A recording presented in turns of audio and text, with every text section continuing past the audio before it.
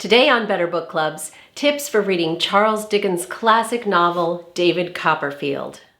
So if you're already a reader of my Substack newsletter, which is linked below, you know that I'm in the middle of a project with a friend of mine to read first David Copperfield and then Barbara Kingsolver's hit novel, Demon Copperhead, which of course is based on David Copperfield. And a lot of people I talked to who've read Demon Copperhead and loved it said, well, you don't need to read David Copperfield in order to appreciate it.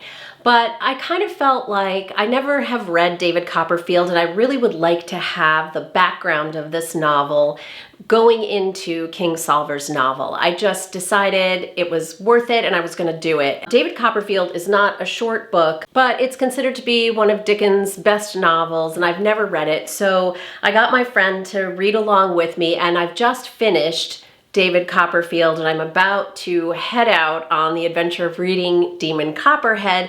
So I'll be making a second video, which I'll post and link right here for you when it's ready. But in the meantime, whether or not you're planning to read Kingsolver's novel, I wanted to give you some tips for reading David Copperfield. I'll take a second here to explain again, for those of you who are new to my channel, that these are just tips for reading the novel. So there are no spoilers, there's no commentary, I'm not going to talk about themes or what I think the novel's significance is. I'm just going to give you some tips for embarking on this novel yourself, things that might be helpful to you to know in advance. And then if you want to go ahead and follow up with Kingsolver's novel, I would love to hear in the comments section below what you think of both. Again, without giving other people spoilers. So with that said, here are some tips for reading David Copperfield. So you probably know that this is a coming-of-age novel, particularly a Bildungsroman, if you want to use the fancy term for it, which just means that the novel is going to follow David Copperfield from his difficult childhood through his coming of age and growing into an adult and kind of coming into his own.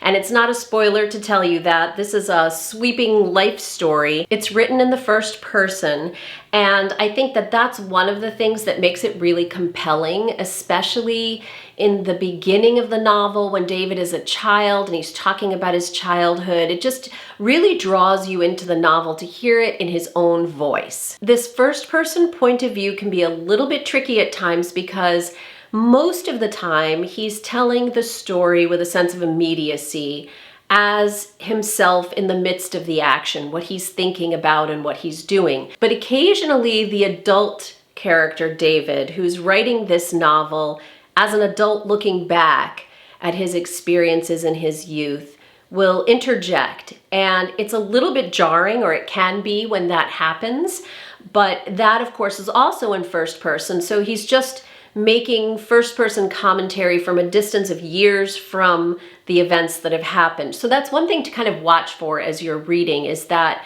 sort of two-sided or two different time periods first-person voice. One thing that Charles Dickens is known for is lots and lots of characters, a big cast of characters in many of his novels, and David Copperfield is no exception. While you might think it would be helpful to write down a list of characters as you go, I didn't really find that necessary. So it's true that in the beginning, you're meeting a lot of people, and you meet more and more people as the novel goes on, but he's pretty good at plotting such that it all comes together, and it took a little while to do that. So there were characters that I was kind of holding on to for a little while, waiting to see, are they going to come back? Do I have to remember this person? And the answer is yes. He's not giving you any superfluous characters, so trust him that even though he's giving you a big cast, they're all going to play a role in the novel in some way.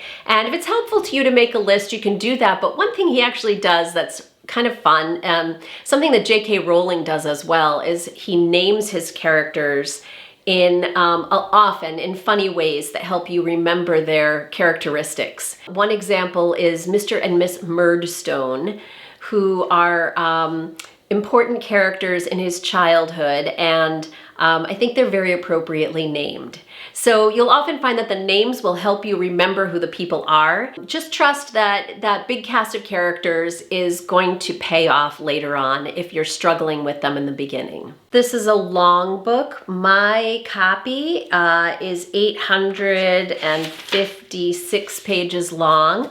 It's actually, I did another video on this, but it's a copy that came from my grandfather. It's dated 1936, and it was really fun to read it, but I also I felt like I worried at times that I was stressing out the binding. So I wouldn't necessarily recommend reading an old copy like this, although it was nice. I don't know if my grandfather ever actually read it, but it was nice to read a copy that belonged to him. In any case, it's a long book, and so you may find that it does flag at times. I didn't find that the pacing was constantly keeping me occupied and excited and interested, but for the most part it does. And so if you find that you're getting to a spot in the novel where it's dragging a little bit, hang in there, because it's totally worth continuing. Also, don't miss the humor in Dickens, because sometimes when we're reading a Victorian novel, we tend to take it very seriously as a classic of English literature. And I mean, Dickens is very funny. I'll just give you one quick example, one of my favorite examples. I took notes, as I always do while I'm reading, partly because I was emailing with my friend Susan, who's reading with me, and I wanted to remember what to say to her.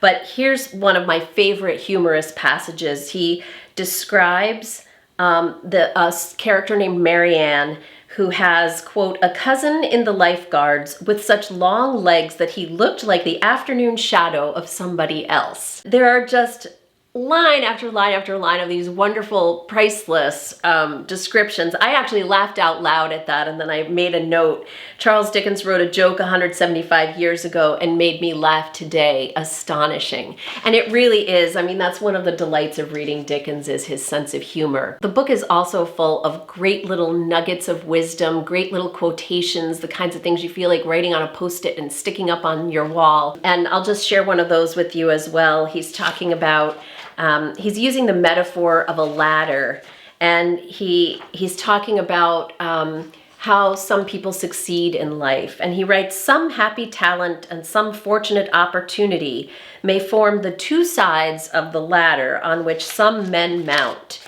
But the rounds of that ladder must be made of stuff to stand wear and tear, and there is no substitute for thoroughgoing, ardent, and sincere earnestness. There are lots of great quotations like that, and I would actually suggest having a little notebook by your side, if for no other reason than to just jot down some of those great quotes as you read. If I have one criticism of this novel, it's that it does sometimes degrade a little bit into melodrama. This is something that you see in Dickens. It's partly a function, I think, of the time period in which he's writing, and also partly a function of the fact that he's writing a lot. So sometimes you may feel, as I did, like he needed to be edited a little bit more. Not so much for conciseness as for just taking the time to develop a scene emotionally, because he's really good at that when he does it.